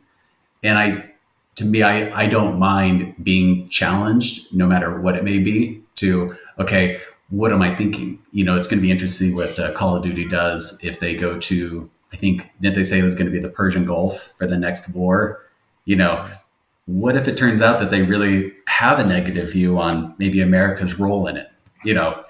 That could be interesting. Maybe it's something that, again, not that Call of Duty can be a nuanced storyteller as we've seen, but, it would be interesting to see if they do kind of challenge of what if there is no right and wrong, that there's a lot of gray in there, that, hey, they were fighting for this reason, they're fighting for this reason, both think they're right, but, maybe it causes you to question it.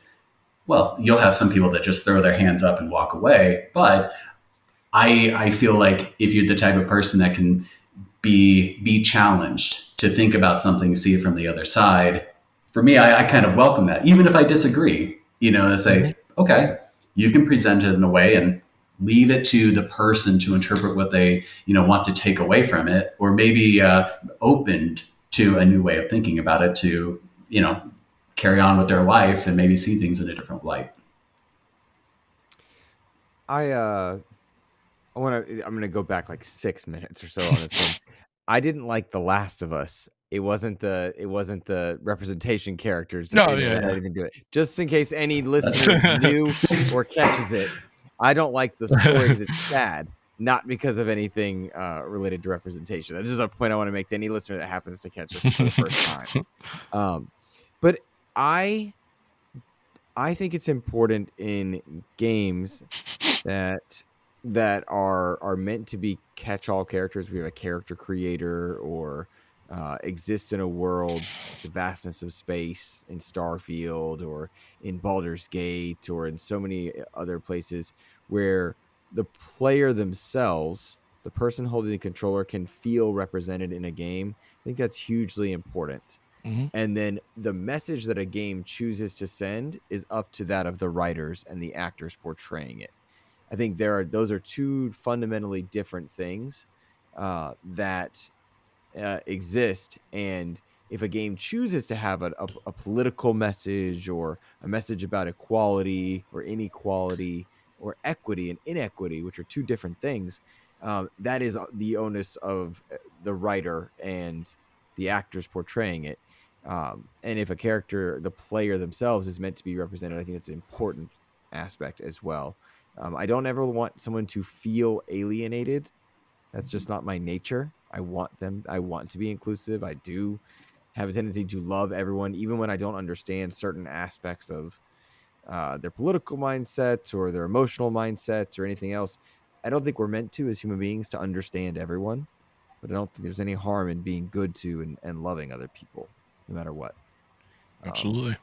So maybe that's just a take. I want to open the door for anyone that wanted to say anything else on this topic, because we somehow got into this very serious conversation. Was there anything else somebody wanted to say on this topic before I move us into a silly one? I don't know anything. Good. It was a good question, Logan. Yep. Thank you. Was good. Okay. So total change of direction as we kind of are in the back half of the show. I have been playing Atlas Fallen, which is a game that launched it didn't kickstart. It was the very beginning of this slew of big game releases. Launched to mixed reviews. It's very AA, despite having some AAA appearances, which is something that AAA games are now very expensively accomplishing, but thanks to certain engines, AA games can do. But Atlas Fallen is a game right before Immortals of Avium, and then kind of the slew of even bigger titles that came out, got mixed receptions, and quickly hit sale bins and was just kind of forgotten. But I'm playing it right now. Got it on sale during Black Friday sale. Saved a good chunk of money, 40, 50% or something like that. I'm finding the fun in it, as I am prone to do. And it's making me very much miss other games. This kind of calls back to our beginning topic. It reminds me of Darksiders in the best way. And Darksiders is really fun, and you have so much action and very low cerebral content. And I'm enjoying it because I think that's what AA games do such a good job of. And I wanted to point that out and know if that activated any memories or thoughts for you guys for games that have done similar things for you. If you're interested in games like that, do you use Game Pass to find those AA experiences? Any thoughts on that? I have thoughts. Did you want to go first, Adam? Or No, right there. Okay.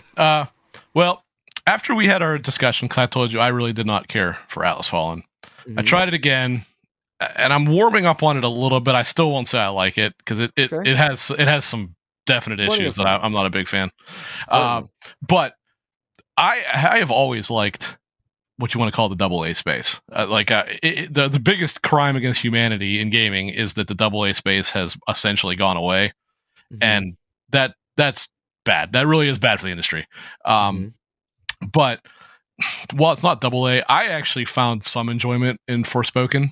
That obviously got panned pretty badly critically, but I didn't think that the dialogue in it was nearly as bad as it was made out to be. It wasn't good, but it really wasn't like world ending like the internet acted like it was. But the combat was fun. It didn't perform very well until they released a patch a couple months later. But the combat was fun. I mean, the spell effects are really cool. Like, you actually feel like you're pretty badass, like elemental witch, just throwing out, stone and fire and all kinds of stuff, and it just looks cool.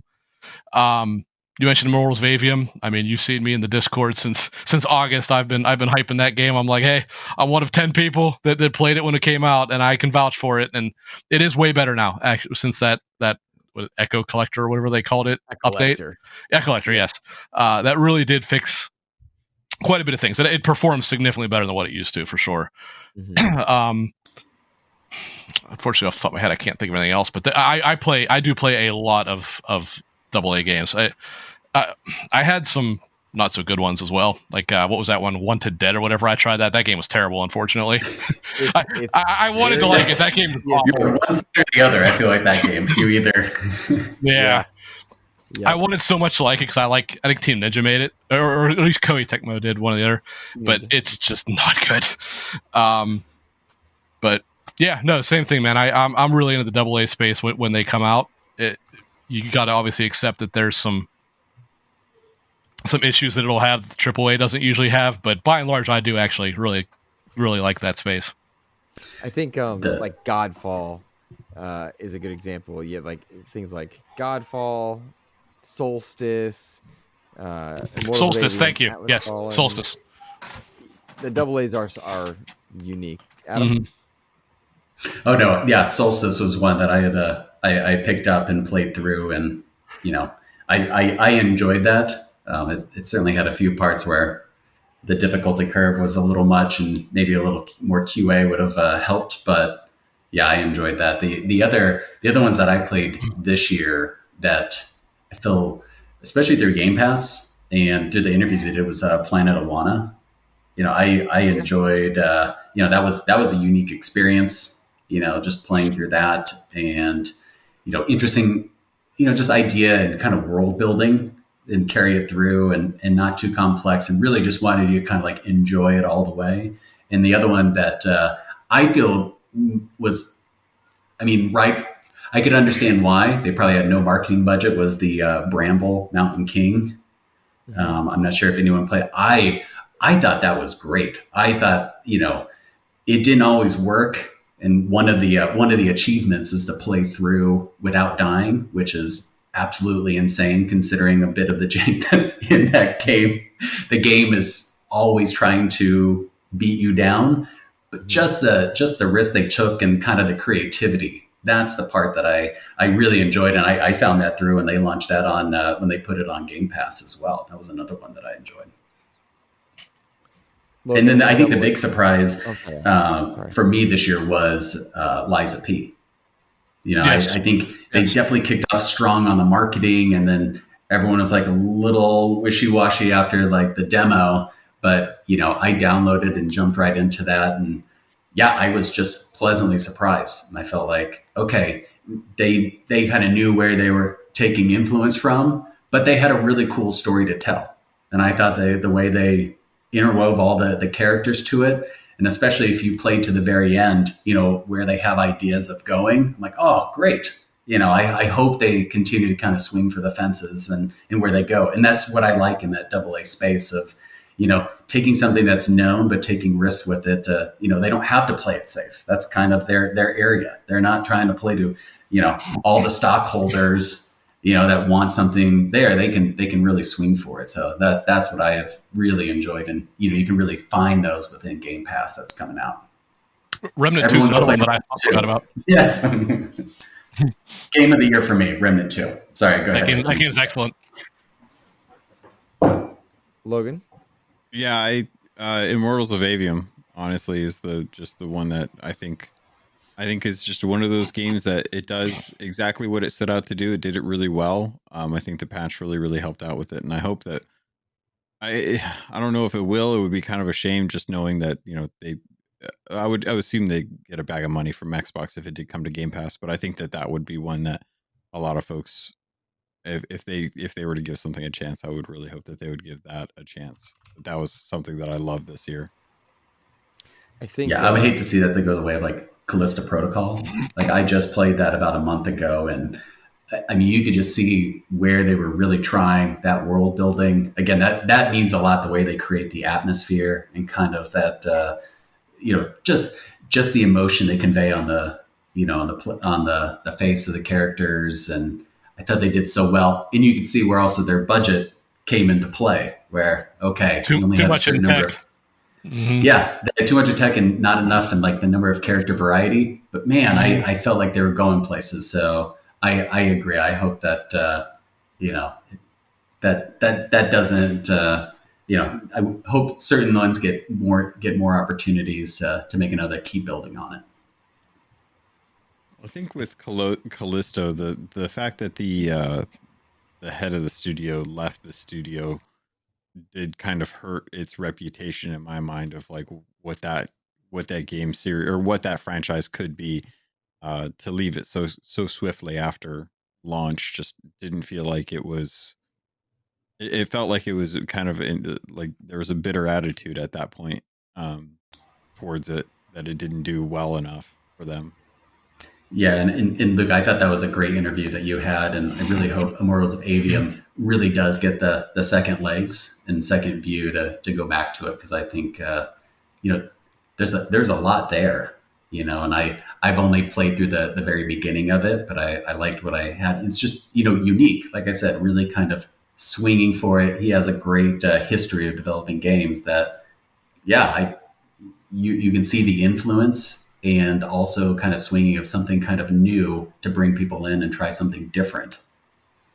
There was definite passion put into Immortals of Avium. You can, even with some of its flaws, when you're playing it, you can see there was a lot of love and care put into that by the development team. I think that's the nature of AA, and I think Game Pass is a good delivery system for that. Like this month, we are getting Remnants 1 and 2 dropping into Game Pass. World War Z is dropping into it, and you can tell there's love and passion put into those games as well. And I think that's where we are able to see kind of a vision come through. Wanted Dead is a vision, right? I interviewed that team. They had a vision. They had something they wanted to make. And again, love or hate it, there are people that loved it, that wanted it, but they were definitely dead set on making a certain experience. And I think that's where a lot of the games are that you are going to have to find the fun in, because there's going to be some rough edges regardless. I feel another game that fit that was Scorn. When that dropped, I didn't play Scorn. I didn't care for it. I actually I played through it, and yes, I struggled on a couple of the levels, but talk about a team that had a vision and almost to a fault was going to see it through. And just the way they kind of built that world, I felt like it was like a really well designed world without the best mechanics to experience that world.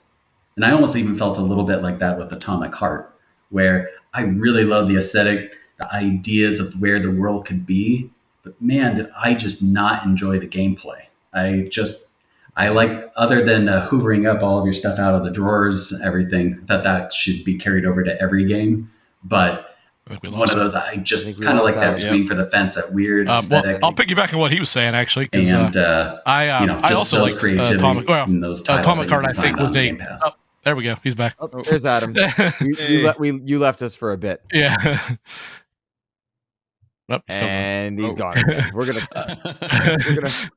Zencaster cleans that.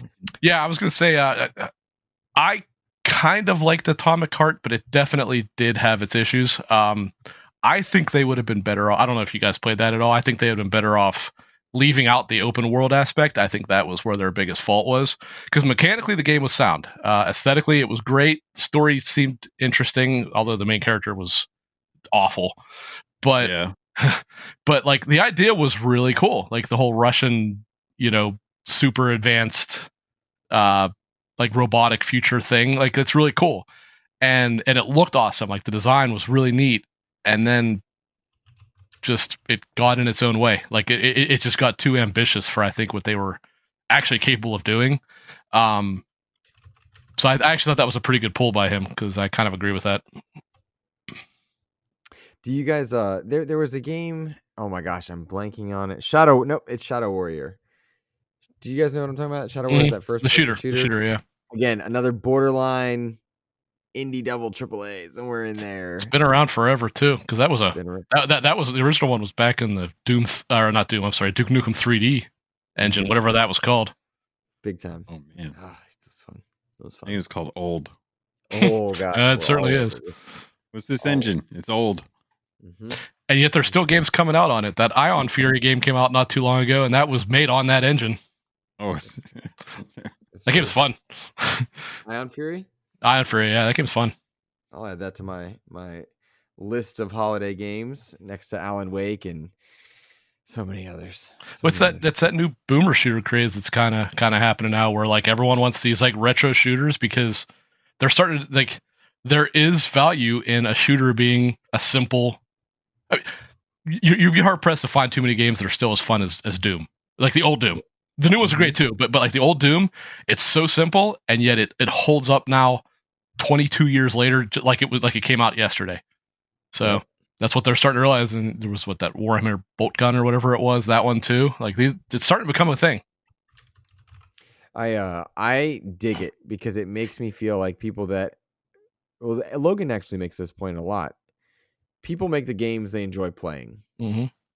Logan, you make that point a lot. Do you want to elaborate on that at all? Yeah. Well, it's one of those things where, we were talking earlier about influences of other games and how sometimes things can get stagnant because there's just not a good game that comes out that really kind of shocks the foundation of what game design is possible to accomplish. So like, you have like your Breath of the Wild, and the next thing you know, so many games come out that are very much like Breath of the Wild, and the reason for it is because the devs that are in the studios want to play that game, but they want to play that game in a world or something that they love. So you start to run into these games where they're like, well, we really want to play Breath of the Wild, but we have to make a game. So wouldn't it be kind of cool if we could at least kind of make some of the stuff that we love in Breath of the Wild in our game? And if that's what they love, that's what they love. It's the whole reason indies exist is because that is strictly a group of people who are making the type of game that they absolutely love. And that kind of goes back to why we're starting to see that resurgence of kind of old school corridor shooters. Is just that is one of those unserved markets right now that I think, Luke, one of the ones that I think you want the most right now is like a Star Fox game. And we've seen a couple like on the horizon from indie developers who are making like a Super Nintendo styled Star Fox game. But that's like an underserved market right now that I think, we will see that. It's just going to take someone really popping off with a really good indie to kind of showcase like why these games are still really fun. I didn't see anything. I think you're muted, Luke. I said keen-eyed viewers Yeah. just saw cat butt. Oh, there it is. It's going past the screen again. Logan's like, this is cool. This is normal. This is good. Well, boys, I think that's a good place to wind down. I will say, unintentionally, and it's my own fault, but I'm glad I enjoyed the conversation. Took it far more serious than I was expecting, but I enjoy the discussion for sure. For sure. That was a good time. Serious discussions are good to have too. Yeah. I like that we had the time to kind of dig into some of the questions as well too. So often with news, we don't get that opportunity to really kind of like dig into some of the deeper topics and stuff. And it was nice to kind of have like long form conversations about this without it like killing the need to want to like let people know what's going on in the industry. Mm-hmm. Yeah. No, I agree. Well, boys, and sorry. Go ahead, Rick. Please. I was going to say, since we were dealing with topics we disagreed on, it was officially a Double Down podcast this time. Oh, you're right. You're right. Yes, it was. And I am well aware when the Double Down comes back, I owe it to you guys. That is not lost on me. When the Double Down makes its return, I will film a video of me eating that monstrosity, terrible. Better you than me. I'll eat one too, but only because I love hurting myself. Nice. with bad food. There you go. Well, let's take a moment and let people know where they can find you on socials. Rick, would you be first up on that? Sure. Everywhere. Steam, PlayStation, Xbox, and Twitter. Butch4969. And I'm also always hanging out in the Discord for XEP. Mr. Logan. You can find me over on X/Twitter at CAPT_LOGUN, over on Threads as well too. Outside of that, you can find me on the XEP Discord or hanging out. Just kind of like I'm going to be getting into more streaming and stuff like that because the new system allows for it. So kind of the places you can find me over on Twitch as well too at CAPT_LOGUN. Nice. I'm looking forward to that. And I will say, patrons, you guys have a spot in our Discord to share your content creations and let our community know where to find you, even if it's on VOD. Because I know I go back and check out Ellery's stuff. I see Kevin and Jampack Sam stuff. I enjoy supporting you guys as well. So, listeners, if you are watching right off the bat, thank you for being supporters of patreon.com/Xbox Expansion Pass. I appreciate you. You help Logan and I make content, get codes for coverage, able to upgrade and adjust tech here and there. It really does make a difference for us. And if you're watching later on YouTube, we hope you enjoyed the show, and please consider supporting us over on Patreon because it helps us make great gaming and Xbox content. You can find me on Twitter at InsipidGhost and support XEP in any way you can. Have a great rest of your week. We'll see you guys next month for the next Xbox wrap up. Take care, everybody.